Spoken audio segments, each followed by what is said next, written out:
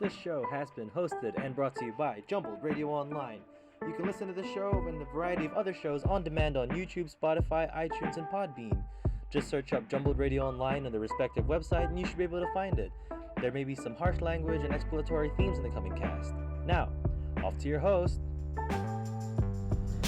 Hello podcast, this is just a weird dream that I had last night and I feel like I need to start talking about my dreams just as a means to record them and come back to them by the time. This is Jumbled Radio Online. I have no idea what the name of this episode is or what the name of the show is for today. Basically my dream consisted of me and my friend, we'll call him Max. Me and my friend Max went to like a lake or seaside pier of some sort, and it's one of those American like piers where there's a bunch of shops and stalls and they're selling you sea salt whatever, and it's very nice, it's very aesthetic, and it's also somewhat, actually no, it kind of looks like in Sydney, the pier there, one of the piers there, the one that has the wax museum and whatnot, that kind of area. I guess I watched a Smosh video when they went to the wax museum or they went to see animals, and that probably imprinted in having that as the area. Anyway, so it was kind of like a lake, kind of like a pier at the same time. The water was about blue-green and very dark and not very clear at all. And we decided to kayak. And it was to the point where we couldn't control, or at least I couldn't control the speed at which my kayak went. I would just go hundies straight into walls, straight into other kayakers, and trying my best to avoid boats that were also going along, but I would just run into, like, straight through. It wouldn't break anything, it would just be a light bump, or there would be some sort of like mechanical thing in my kayak that would make me stop, I guess. So that was that was like the first section of the dream. That dream was just, kind of fun. It was chaotic as hell, but it was great. Then the next portion, we were at the pier area, and there was another friend of mine who I don't talk to as much anymore, or whatever. I haven't seen them in a very long time. They were there. We'll call her We'll call her Amy. So Amy was there, and she was sort of like the leader of the pier. She was like in charge of the pier's safety, and it seemed like a diving portion of it, which was kind of weird. Didn't really understand it, but it was like, it was like a diving section of the pier, or somewhere to park the kayaks. It was very strange, but very fun. I can't stress, like, the dream was fun. Like, it felt like a vacation fun, Everything we did, like, was there to have fun, and I did have fun in my dream, except for the portion when we capsized, or no, it was during the diving part where we dove in, jumped off the pier and whatnot, and there was these spikes at the bottom of the water. Okay, so I've been watching a show called Midnight Gospel. It was introduced to me by my friends, and I am very much analyzing the shit out of it and coming up with my own interpretations of things and just having a great time going through it. Just the English major in me really loves that show, but a lot of those visuals from that show I think implemented into my dream, because there was a portion where I stepped onto the seabed or the lake bed or whatever, and there were these little sharp thorns that pricked me into my feet.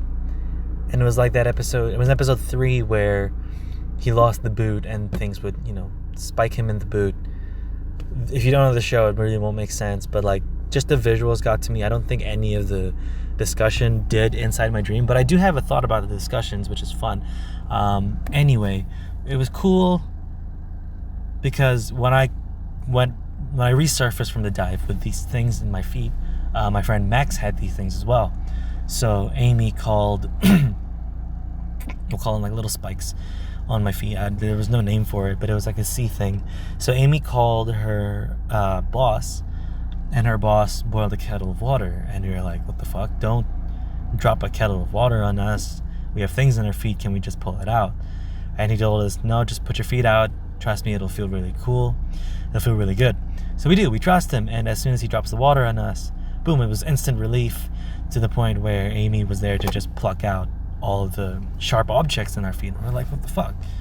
Who knew like boiling water wouldn't burn our skin after diving into this lake? But again, it's a fucking dream. So I know, like, dream logic that it made sense, but IRL logic, it would not make sense. So anyway, process of that was fine. I met up with another friend of mine. Actually, two friends of mine. One, we'll call him Archer, and the other, I guess we'll just say like Sandy, I guess. That's not a... You can't... What? Someone just did something illegal. Anyway, yeah, so I was with Archer and I was with Sandy, and we hung out with Amy for a very long time. I think early in last year or something. I would just see them, so I was just with them, and it felt like hanging out with them again. But it was that same episode of Midnight Gospel where Clancy's talking to the fish man who does magic, or I didn't fully understand the magic part of that episode, but he does magic, and it was that scene of him walking on the stairs and going up around his whole labyrinth of a ship. That was the entire dream from then on. It was just us talking, and it was me. If I were to interpret my dream if I was going to interpret my dream, because I was talking to them as if we were hashing out problems, I'm assuming my brain wants to deal with those problems and actually talk through them, instead of the situation where I'm in now, where I'm afraid to actually reach out. And that's just a me thing, but in reality, they probably don't want to reach out, because we would have reached out by now. Like, one of us would have said something. So maybe we're both in a stasis of, I'll wait for the other one to reach out. Or maybe the other one just doesn't care about me, and that's fine, because people move on from things, and it's just how it is most of the time. Or it's just a thing that I need to get over because I haven't yet. It's just a thing that should have been done a very long time ago, or it just highlights the fact that I need to talk about things in order to get over them, instead of having a bad thing happen and then nothing after all. Like, that bothers me a lot.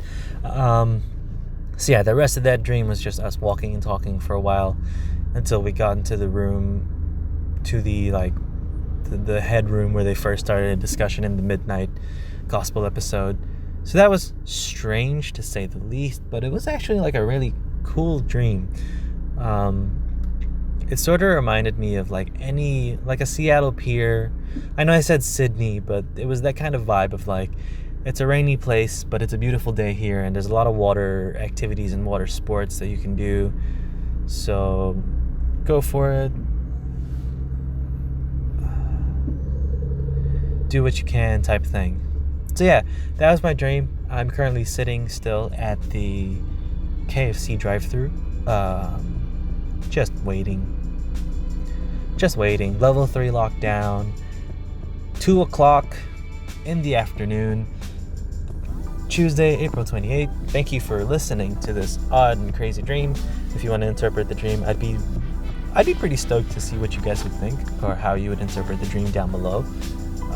Maybe these little short bits of audio would be nice to upload onto the YouTube channel. Maybe not so much on the podcast app, because y'all would probably assume or want like a 30-minute podcast of some sort.